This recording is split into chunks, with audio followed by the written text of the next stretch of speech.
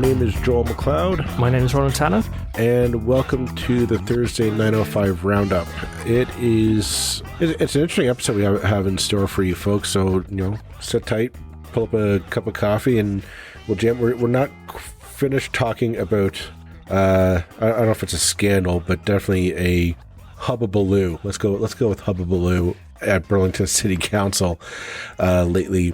And the Shawna Stolte disciplinary action mess doesn't seem to be quite ending, despite, I think, what some people on City Council want it to be. When the mayor of the city issues a over 2,000 word statement, I don't think you can expect things to entirely go away. That's generally politicians, when they want a story to go away, they don't comment at all. Don't feed the beast, so to speak. Marianne gave the beast 2,000 words to play with, and obviously she's defending council's position, basically saying, well, the integrity commissioner gave a thing and it'd be wrong of us to disagree.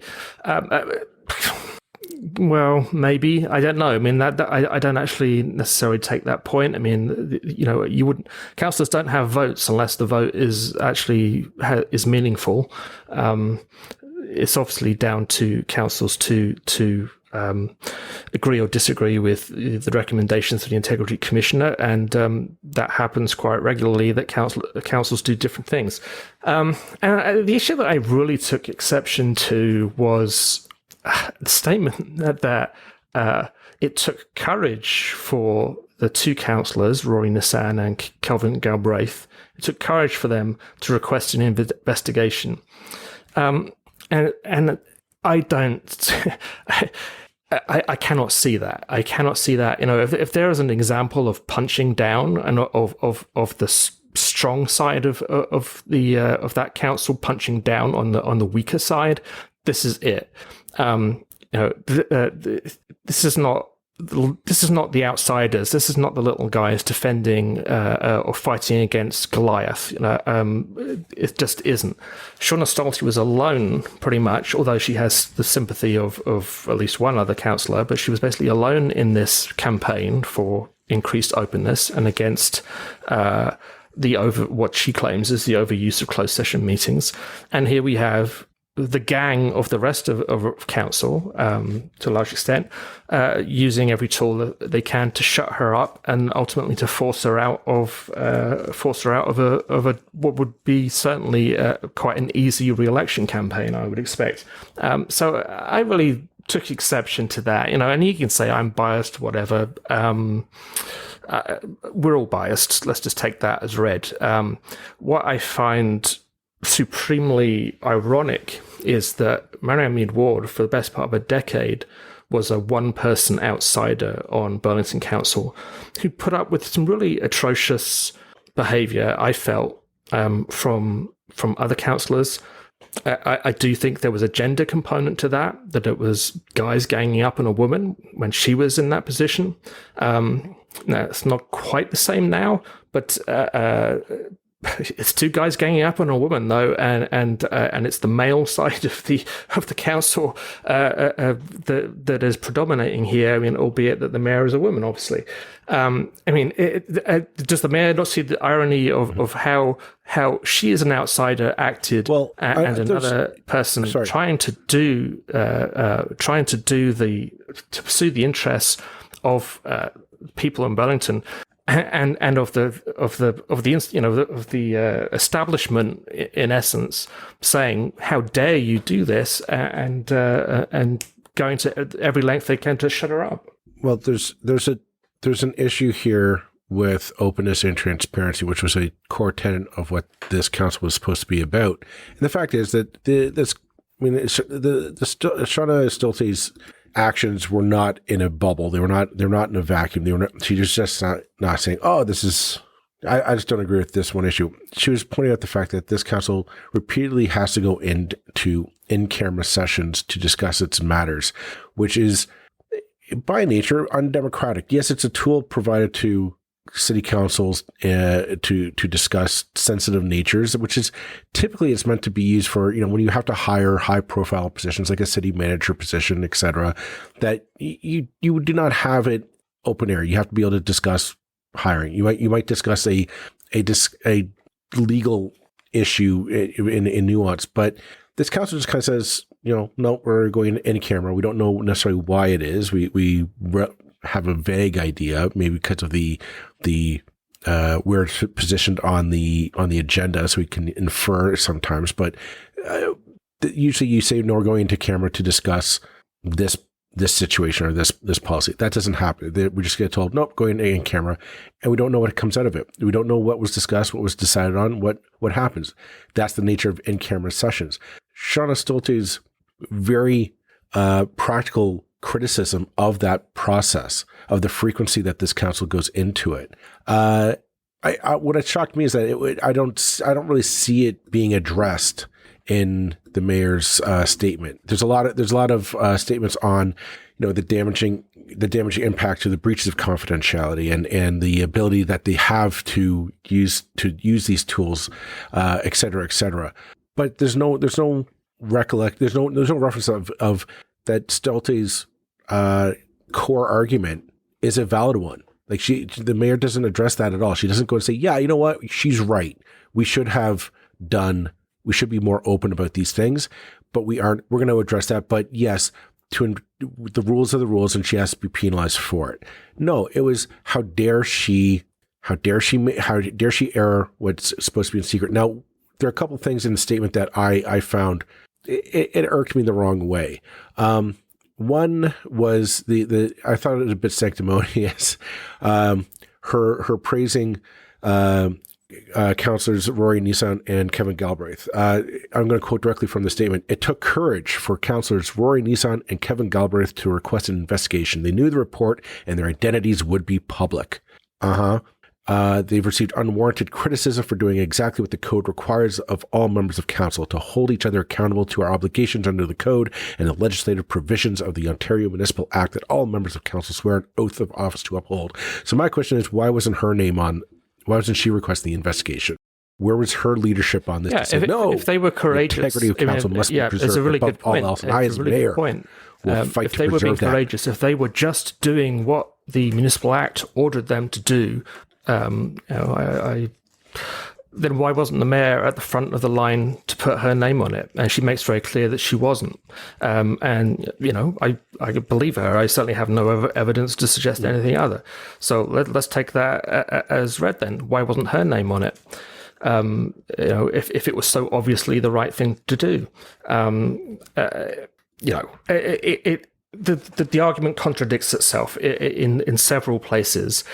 This idea that there's been a breach of public trust and that the city has been harmed by this. No, it hasn't been. City hasn't remotely been harmed by anything that was revealed by Shawna Stolte. What was revealed was so piddling and inconsequential. Basically, the address of a house that everybody knew and a number that is not actually a number.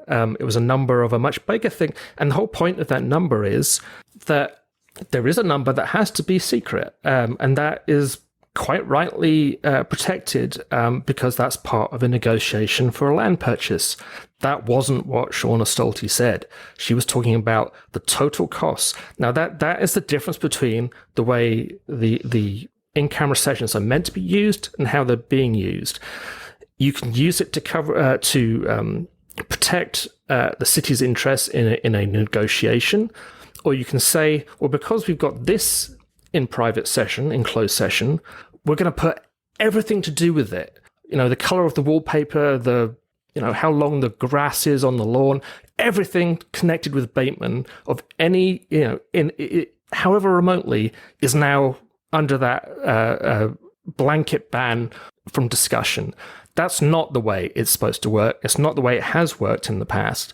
And, Marianne Meed-Ward knows fine and well that's not the way it used to work in the past, because she was on council when decisions were made in a different way. So, let's not... Sorry, Karen. What also gets me...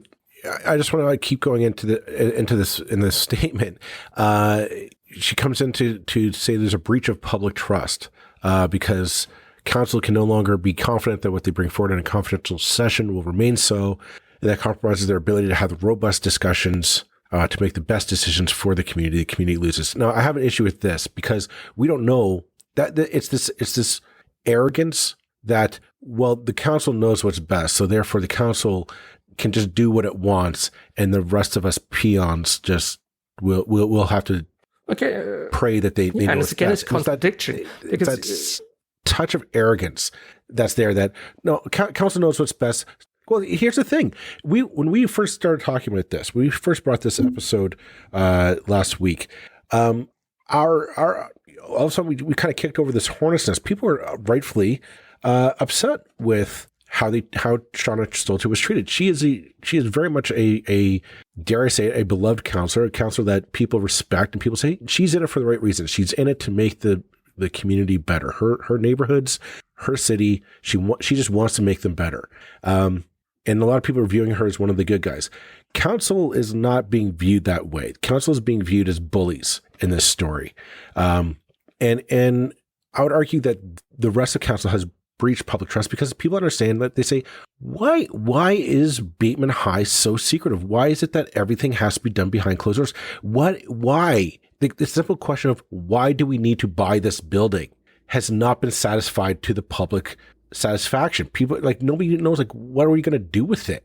Why do we need this in our inventory as a city?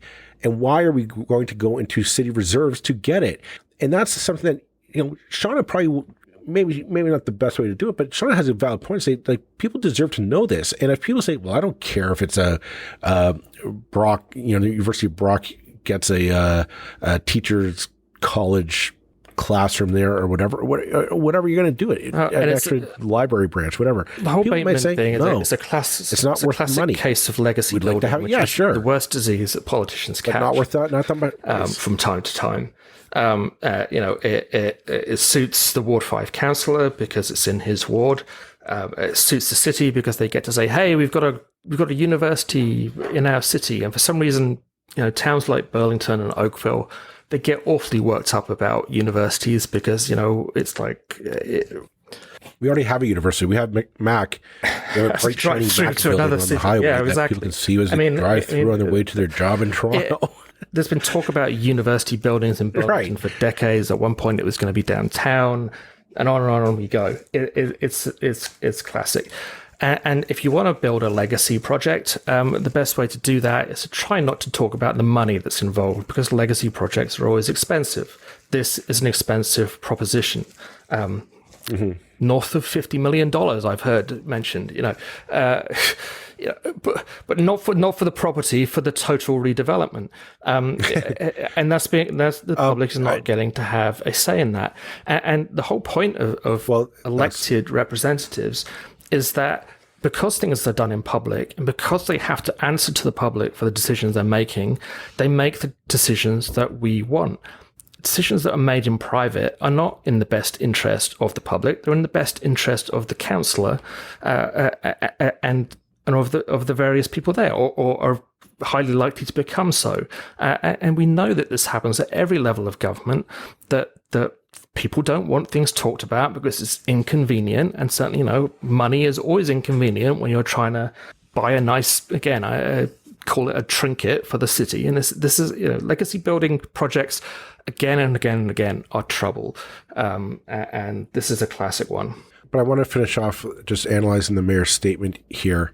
And she closes off her statement by saying, where we go from here. I stand by all the decisions we have made in closed session and look forward to when the details of the two matters that led to the breach of confidentiality can be made public. That time will come in a matter of months for both. I welcome the opportunity to provide my take and explain my vote to the community. Here's my issue with this. That time will come in a matter of months for both. What is a matter of months? Is it 12 months? Is it 1? Is it 2? This is all done in secrecy. We're told just sit tight and wait. We'll tell you what's going on later. We're being patronized like fucking children on this. And it pisses me off. It's what politicians do. They don't trust us with the truth. And they're hoping that they're going to get the best deal and come forward. Here's the thing. Things done in secret never end well for politicians. Nobody trusts this council anymore. Nobody trusts what they're going to say. They are going to come forth and say, yeah, we're going to buy Robert Bateman for this price. Except here's the thing. Everyone's going to say, really, is this a good deal? Is this going to last longer than the Pride sidewalks outside of the Halton Catholic School Board and the Halton District School Board offices? Because, that was, we dipped into reserve funds for that, and that ended up becoming, that didn't even last a year. So that doesn't seem like good money well spent. This patronizing tone of just wait and see, we'll tell you later. We'll tell you eventually. No, we're adults. We're supposed to be informed citizens here. You don't make the decisions for you. We make the decisions for you. We get to tell you how we want you to vote or how we want you to spend our money. Take the liberty. That's how this works. This is democracy. Right now in Hamilton, an inquiry has just begun into the Red Hill Valley Expressway scandal. Yeah, let's call it that. I don't think that certainly is a scandal. That for 6 years, it was known that the surface of the highway had not been done properly and therefore wasn't sufficiently sticky from the point of view of cars, and this was causing accidents and that 4 people died. This is where you get with a culture of secrecy at city halls. And it's not just councillors and mayors who are part of that. Staff are part of it too, because very often the interests of councillors in keeping things quiet and the interests of staff in keeping things quiet come together. And so we are reliant on councillors like Shawna Stolte, who frankly are willing to do things because they're willing to lose a career over it, because they want to serve the public, to stand up for us. For years and years and years, there were closed session meetings happening in Hamilton on things like the Red Hill Valley Expressway, on the sewage leak into Lake Ontario. And again, it was like, we can't talk about it. The legal advice is we mustn't talk. And people have died as a result. So God damn it, in Burlington, you shape up. You have made a fool of yourself. You have damaged public trust, but not because of the actions of Shawna Stolte, because of the disgraceful way you've treated a decent councillor who is nobody's rebel, who is nobody's troublemaker, but who will certainly put the interest of what she feels the public interest ahead of her career and ahead of the careers of people who are just trying to build legacies so that they can point at election time to, look what a nice thing we bought you all, give me your vote.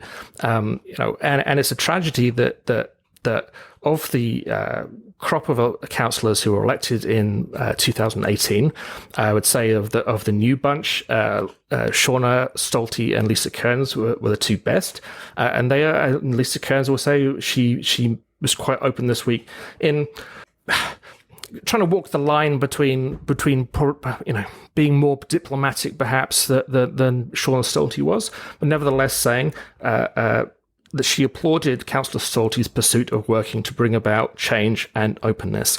So at least there's one person, hopefully, who will still be there, and I'm saying about this, the person who beat me at the last election, who will still be on that council after the election, who's maybe on the side of openness and fighting for the interests of the voter. But, if we're talking about a new type of council after 2018, a new tone, my God, that's gone. This is a council more toxic, more dysfunctional, and more vile than the council that went before it. And boy, is that saying something. And on that note, let's take a break. We'll be back with the next half of the episode in just a few moments. And we're back. So turns out COVID is still around. This in the Hamilton Spectator, the report that COVID-19 in wastewater is reaching an all-time high, which really shouldn't surprise anyone at this point. We kind of expected, like, we're in wave number 6.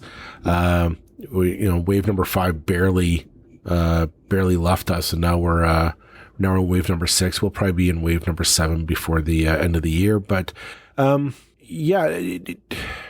gonna ask you, Roland. What are your reaction to that first off, and then I'm gonna try and I won't mixed thoughts and evolved thoughts. I'll let you talk about that. But my thoughts are utter confusion now. I mean, in so many ways, and I think ultimately the problem is that my brain looks for logic in a situation where there is no logic. And actually, Councillor Maureen Wilson probably put it best a few weeks ago: is that when people decide that a pandemic is over, it's over. And it seems that most people have decided that it's over. The fact that more people have COVID now than ever before doesn't matter. The test results, the water results that we're seeing, everything, the fact that I know more people who have it or are recovering from it now than at any point previously. The fact when I speak to relatives, people in Britain, that by and large it's life is completely back to normal, in inverted commas. I mean, back to normal, but people are getting sick. I think we can obviously that many people are still very angry about this and feel that, everything we did for 2 years is being kind of betrayed by this. And I certainly get that, but I don't know what else to do now. The cat is out of the bag. Everybody's decided. It makes no sense. There is no sense to anything. It's not logical. I can't add it up and say this is where we are, but this is where we are. Anyway. Well, my thoughts on it are varied, and I've, full disclosure. I got COVID back. If people tune back, go into the back catalog, go few episodes back. We only have it's a 20-minute episode.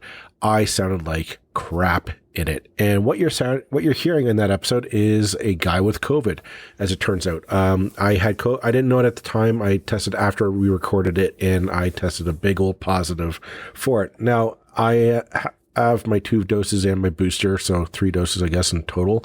And I'll be honest, I was very thankful I had them because instead of being a incapacitating disease, it was a really bad cold. Like I was miserable and for a couple days. It wasn't most of my colds last like 1 day and I'm done.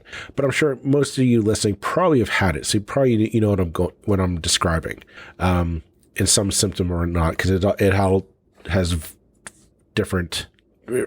Talking with people, it all takes a different form. You short-winded, you have no energy, or you're bad cold, or you have the flu, or you're throwing up. It all changes depending on who you are. But for me, it was a really bad cold, and I was in bed for a couple of days. Now, coming out of it took me a while because I still had symptoms, but I had just no energy.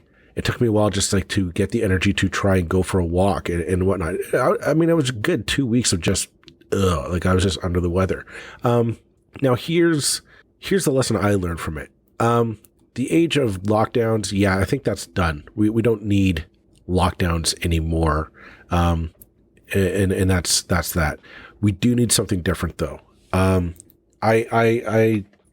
firmly believe that we need action on, honestly, workers' rights. We need to bring back those sick days for people so people can take the days off and recuperate and not have to worry about missing a shift or missing pay or whatever have you. That's something that I'm not hearing from any of the political parties leading into this election. And that greatly upsets me. What upsets me about this is that coming out of it, I get this sense that we are entirely on our own. We are completely, it's fend for yourself. If you are working in a shift work or if you're working a frontline job and you get COVID and you're just like, I am out, you're out. You lose that pay. You might even lose your work because your boss might say, oh, no, you have to show up for work. If you don't show up for work, you're fired. Well, you can't show up for work.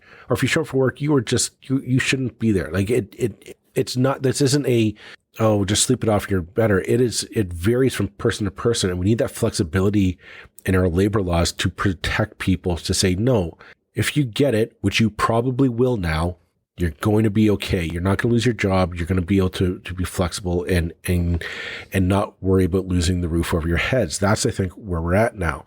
I'm thankful for most people. Most people you go out, even though mask mandates have lifted, most people are still sensible enough to say, yeah, I'm not lifting mine. I wear my mask when I go in shopping somewhere if I have to, and whatnot. And I keep my distance from people that I don't. I think that's just the way I'll live my life from now on. But what gets me is we need vaccine uptake, and we don't have that. And that's what the vaccine mandates were about. The vaccine mandates, I don't think, were about actually protecting people. It was encouraging people to go get their vaccines. Because I mean, there's no other way to encourage it. We maxed out the carrot. We need the stick now. Well, I think there's so much this. Yeah, this is just. There were so many levels. It sucks. Between lockdown on one side and doing nothing on the other that we don't seem to have done. It's been stay home, don't talk to anybody, and again. Oh yeah. You want to talk about hypocritical politicians? It was seeing people in the first half of 2020 being incredibly self-righteous about people going for a walk in a park, when it already seemed clear to me that this was not a disease that was getting transmitted outdoors to any significant degree. And those same politicians, a year later, 18 months later, going to great lengths to get the kids back to school and to open up the businesses, which, basically opening up the schools is the thing that's driven this thing, it seems to me, more than anything. That, certainly removing the mask mandates for school seems to me, again, to be associated with the spike in certainly my personal circle of acquaintances.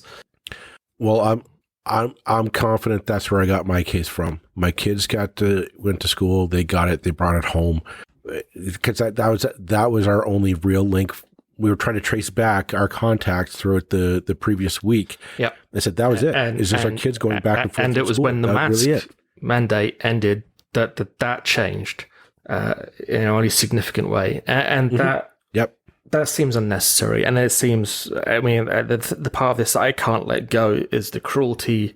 It seems to me to people who who are immune compromised for whatever reason, who have health concerns. Somebody I know has had COVID recently, and it has had a complication. It's a serious complication. It's going to have a seriously detrimental effect for possibly years to come, and this is after all the vaccinations, everything. And are we? If you're saying that that's a price worth paying for the rest of us to go back to life as normal or whatever, then at least have the courage to say that out in the open. That okay, well, I'm sorry. It sucks to be a person with a weakened immune system, but you've always had to pay prices or whatever. I mean, I guess there's an element of truth of that, but what's actually happened is that the political classes, and certainly the public health side of things that is associated with the government, just stopped talking about those people and hope that we forgot. And we're seeing, in Hamilton, that we're seeing outbreaks in long-term care facilities again. It's like we've learned nothing, and that is the most distressing thing. Yep. Well, people should also be aware of the long-term care home situation for a lot of residents of those homes. They're still being treated like it's a solitary confinement situation. They're being treated like they're essentially hardened criminals, locked in their rooms, prohibited from really interacting with anyone other than a PPE clad nurse or doctor who comes in to check on them. It's what gets me is we're at a stage now in this the pandemic's not over, and I think that our political class has no imagination, and that's something that I was a little disappointed in our episodes with Stephen Del Duca and Mike Schreiner, was that they themselves seem to have not really had any imagination or really any lessons to learn about what can we take away. Like, we've had we'll be going on 3 years of doctors every day talking to the news, talking to people, like they're political leaders. You're telling me you cannot find a doctor who will tell you the science behind it or give you some recommendations. We've had 2 or 3 years of this, and it's always like, oh, well, I'm just going to listen to the doctors. Well, yeah, we've all been listening to the doctors. I want to know what you're going to do. I want to know what it is that you've learned. And maybe that's what I should have asked them. I didn't, and that's on me, folks. But I want to know, like, what you would have learned to make the system better. And it's clear our healthcare system is on it is on life support. We're looking at massive staffing shortages, and there's not enough nurses and doctors in the pipeline to fill people. People are leaving our hospitals en masse, and those that are leaving are getting COVID and staying home because they have to. Our system is strained to the point of breaking, and nobody wants to talk about that. Nobody wants to say this needs to be fixed. And to do that, we need to cut off transmission, which means, yes, you let people stay home, and you say to businesses, you have to pay them sick pay. And if that means you go past 5 sick days a year, and you say maybe you have to go into, no, you get 30 sick days a year. I don't know, but you have to really sit down and say, we got to figure this out, because the system can't handle it. People shouldn't be forced to deal with that. Their health should come first. And it's not a cold, it's not a flu. God forbid if you get it and you end up with one of these people, you end up like one of these people who have long COVID. So you have long-term illnesses that God knows what that's going to do to the healthcare system in 20 years' time. If you have some 30-year-old who no longer can walk down the street without losing their breath. These are things that nobody's talking about, and it bothers me. It really bothers me that our political class does not have the intelligence or the imagination to say, yeah, this is broken. We need to rethink this. We need to address it. And instead we're pretending it didn't happen. It didn't happen. We're not going to worry about it. We're just going to keep on going on. And I think we're heading for a big, I don't want to say catastrophe, just this isn't going to end well. Yeah. I guess is where I'll leave it at. I can't add anything to that other than, again, anecdotal things of people I've spoken to recently of a health system that has let them down for various reasons, and it seems to me that that's a symptomatic not of individual people letting them down, but of a system that is not coping properly. And I obviously can't talk about the details, not mine to share. But cases, it seemed to me, of something prima facie cases of neglect or incompetence, perhaps brought about by overwork, perhaps brought about by the fact that, if it wasn't COVID, that meant you weren't a priority for the last few years or whatever. Who knows? It's that kind of dropping the ball that happens. It's people who are lost in the system somehow, passed from doctor to doctor to specialist to doctor, with none of them seemingly wishing to sort of take the ball and run with it, almost kind of pass the parcel kind of situation that I've seen multiple times. Mm-hmm. A sort of syndrome of everybody running away from responsibility. It's, and I'm generalizing here. I don't know enough about this subject, but it's something I've seen enough that it worries me. And it seems, I think, again, I'm not blaming the people involved, but I think it must be a symptom of a larger malaise, and that perhaps COVID has perhaps pre-existed COVID, but COVID has brought to the forefront, and perhaps that's something we should be exploring in future episodes. But it's troubling, to say the least. I'm just bothered by it because I know the last 3 years have been really hard on people, everyone, and I'm not neglecting that. But I always thought that this was an opportunity to come out of this better. I really thought we were seeing problems that we didn't think of before. We saw structural problems in the system that we just said, wow, okay, this is what happens when we're pushed to the brink and it doesn't look good. And I thought, okay, let's use this as a learning experience. Let's figure out how to, I hate to say it, but build back better. And instead it's let's just go back to mediocrity. Let's go back to, let's give it to the private sector. Let's let the private sector deal with this. They can make a buck off of it. Who cares? Who cares if so many people that were an expendable line on a budget sheet somewhere in somebody's office? And that's what I get out of this. And what angers me is I don't see any of our political class getting angry over that. I don't see anyone saying this is not acceptable. I'm not okay with this. I haven't heard that from any leader at any level of our system, municipal, provincial, or federal, just say, I'm really pissed off at this. I really am. We're going into and instead we have just opportunists fleecing us. Yeah, and we're going into. I was just gonna say we have opportunists fleecing us, and that's why you.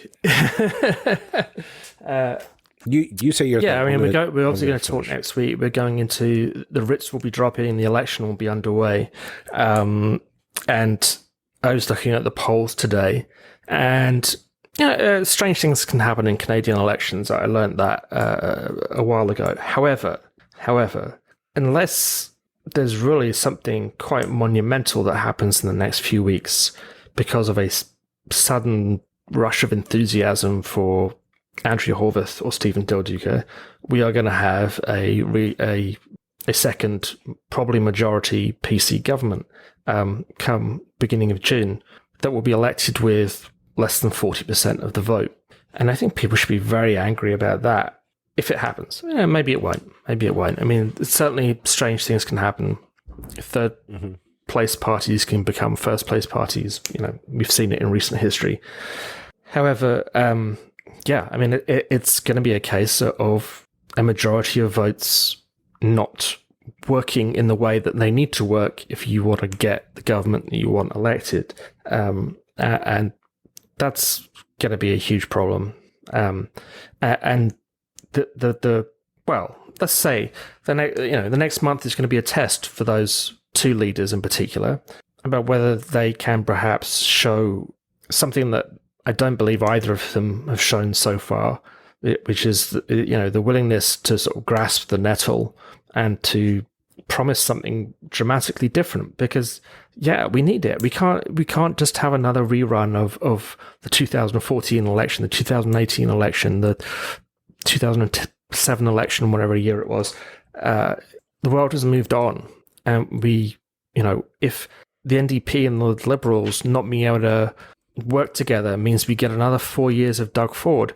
In 4 years, who knows what the world's going to look like, the way things are going right now. We don't have time to waste on this. We need bold. We need bolder, and we need better. And let's hope we're proved wrong. And I'm not seeing that in this election. That's just. I'm too old to lose 4 years on a government that was being elected by a minority of voters. Yeah, we're all too old. We're all too old on this. On that note, we're calling an end to this episode. Thank you, everyone, for listening. And if you haven't, go check out our interviews with Mike Schreiner and Stephen Del Duca. Maybe you'll see more optimism in there than we did. I hope you did. If you do, give us a line. Cheer us up. We need it. And we're going to be back next week with more episodes. Thank you very much, everyone. Take care. Bye-bye.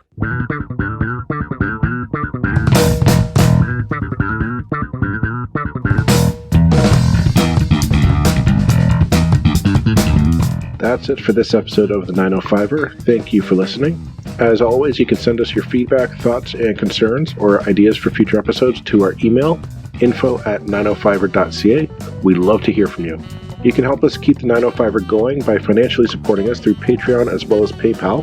Visit us at 905er.ca and click on the support tab.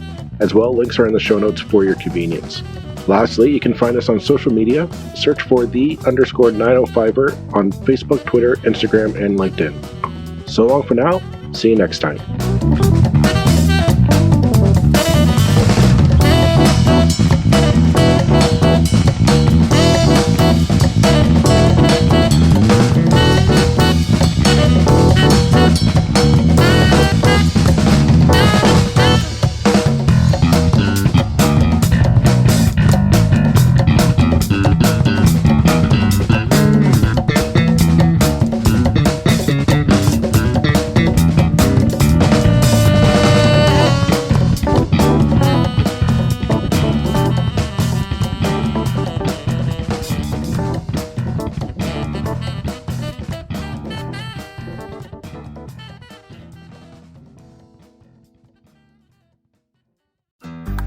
Looking to make the most out of this life and optimize your personal wellness? Then check out the Natural Man podcast. Join me, host Mike C., as we explore all areas of human wellness, physical, mental, and emotional. Learn strategies to optimize your own well-being and be in the driver's seat of your own health. Remember, your doctor works for you. Learn biohacks, neurohacks, ways to improve sleep, and ways to optimize your body and your mind. Check us out on Apple, Spotify, the Fountain app, and at naturalmanpodcast.com.